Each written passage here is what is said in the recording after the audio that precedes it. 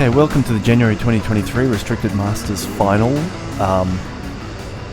From the previous heats, I was actually quite frustrated at this point, and I was feeling very aggressive in the helmet here. But again, I'm on the outside, and I'm just trying to get the best run I can down the outside. I haven't clued to the fact that I can probably push it a little bit more to the left, so I'm just trying to stick around the outside at this point, and I didn't go too badly. But there I am, neck and neck with Timothy Evans in the green helmet next to me. And I was really trying to tuck it in, but on the outside he had a little bit more space, and I just couldn't stay within there. He just got past me. So we did tap each other a few times, but it was all fine. It was completely fair.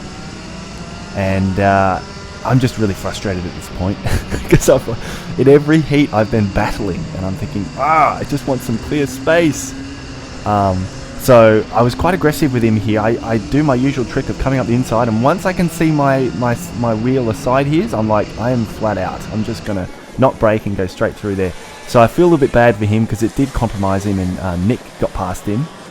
At least he only lost one position, but anyway, he was quite fair with me, which I really appreciated. So here I am just trying to look at the next one, and now I'm up against Campbell McMillan, who's also a really, really nice guy. Spoken to Campbell many times, and he's a really genuine character. So coming up behind him here, he's actually got the KA engine, which is really tricky to know how that compares against the all the X30s and the rest of the field. So we're the only two with different engines in this heat.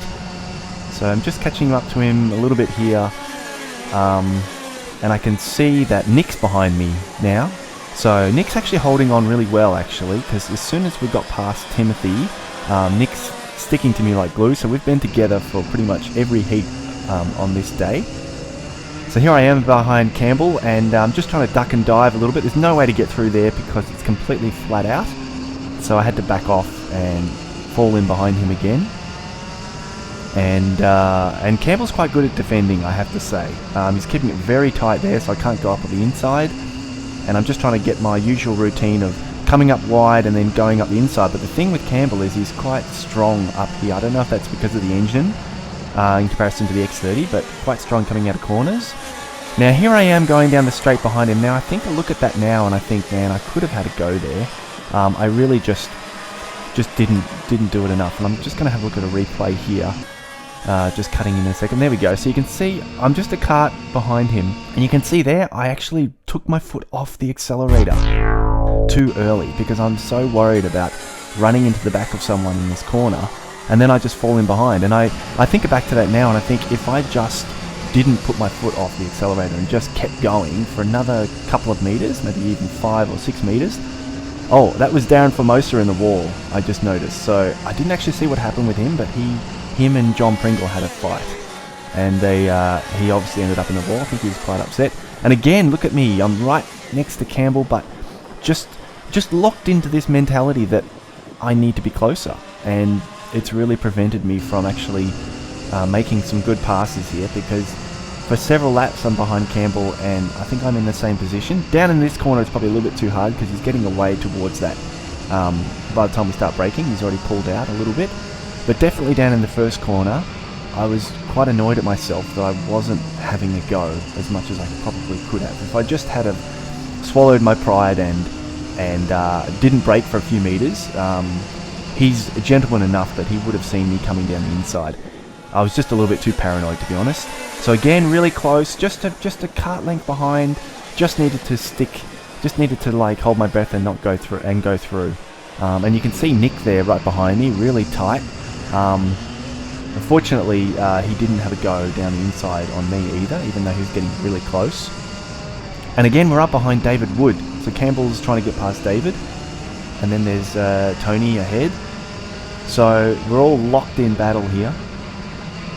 And just rolling it through the inside here with this in the center of the circuit. And you can see Darren's abandoned kart on the inside there. And then you can't get much closer than this. I'm like right behind him, just touching his bumper bar on the way through. And just going, well, this time it was a little bit hard because he was covering the inside a bit. So I didn't quite have the momentum because I tapped him. I think I lost some momentum there. But if I could just like, here we go, really close in here, can't go much further than that, just really close, and you can see he's just edging away from me as we come into the corner, so I think that corner's out. But definitely into turn 1, I need to get a bit more of a run up and actually find a way through. But anyway, the driving standards in this race have been quite good. I'm noticing that everyone's really been quite fair, which is really good to see. I lost a bit of ground there, so he's... there we go, Nick's right up behind me as well, so actually I tried to tuck in a bit, prevent Nick from having a go on me. And there we go, I'm just getting a really good exit out of turn 1, but you can't do anything in there because it's literally flat out entry, and then you brake halfway through the first apex, sorry, so it's really difficult to pass someone there. And here we are, we're all line astern, nobody willing to actually have a go. Really close.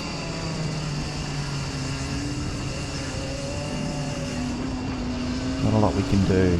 And I'm just not able to get this pass up the hill anymore because Campbell's really good out of that last corner. And there you go, I nudged him again coming out of there. And we talked about it afterwards and he was all good about that. But I just was trying to get as close as possible. But I think, as I said, at the end of the day, I need to be able to just brake later, I think, to make a pass. You have to really just go for it sometimes. And if you're reasonably close, then they should be able to see you. But it's just horrible. Obviously in Heat 2, if you remember, Campbell was the one who ran into... he ran into someone, I'm not sure. And that's what I was trying to avoid. So I think I was just trying to play it a little bit too carefully. There we go, he's taken a tight line. But because he's so defensive the way he comes up the hill, he's not going super wide. I just couldn't get up the inside. There we go, and this one he's just too far away, I think. I think I've missed my chance because he's also getting a bit of a slipstream now from David Wood in front. So that makes it a little bit more difficult for me to gain some speed on him down at the end of the straight. But now he's getting really close to David. And Tony's just ahead of them, so... Oh god, that was a horrible entry. And you can see Nick's right behind me still, so he's just waiting patiently. And so here we are, just following, and I just realised that my radiator flap had been closed and my engine temperature had reached 69 degrees, so you can actually see the red lights on my Micron lighting up. So I was so busy that I didn't realise I hadn't opened it. So it was really starting to struggle a bit, but once I had it open, it did start to go down again, so that was good. And anyway, so just really close to Campbell still. Again, not able to go anywhere in that corner. And again, just trying to get the best exit I can. And you can see behind me that Dan Spiritana has dive-bombed Nick into that corner. He's really strong in there, so... Yeah, again, really trying to take that wide entry, but just can't get up alongside Campbell.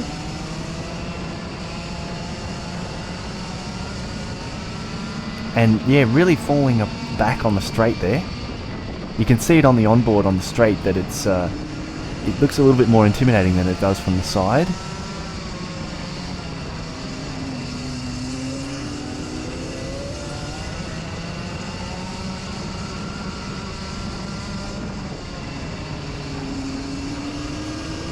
Really getting a good run there, but there's no way in there because it's flat out. Rolling it in. Again, going for that wide entry, but Campbell's keeping it really tight, and I've just tapped him there, so I've lost a bit of momentum coming into that corner, and that's actually kind of bad because now I've lost the momentum there. And Campbell's actually getting alongside David Wood, so he's actually passed him. So that's actually really good for him. And that just shows you that it is possible. It's just that I've been holding back too much, I think. And you can see in that corner, it's actually Dan Spiritana's actually dive-bombed me. And I'm just really upset with myself. I'm thinking, this whole time I've been hesitating trying to get past Campbell. And now I've left myself exposed to Dan coming up into that corner. Because he just dive-bombed Nick and then he got me. And this is the last corner, and I just can't get any closer than that. And because I didn't have the best exit, actually at the line, Nick actually passed me just before the line. And he said to me afterwards, he said, "Why did you slow down?" and I didn't slow down. I just didn't have such a good exit, because I was right behind Dan, and just wasn't able to keep the momentum up. So yeah, that was a very frustrating race, and hopefully next round I can qualify better, and we'll see how we go there.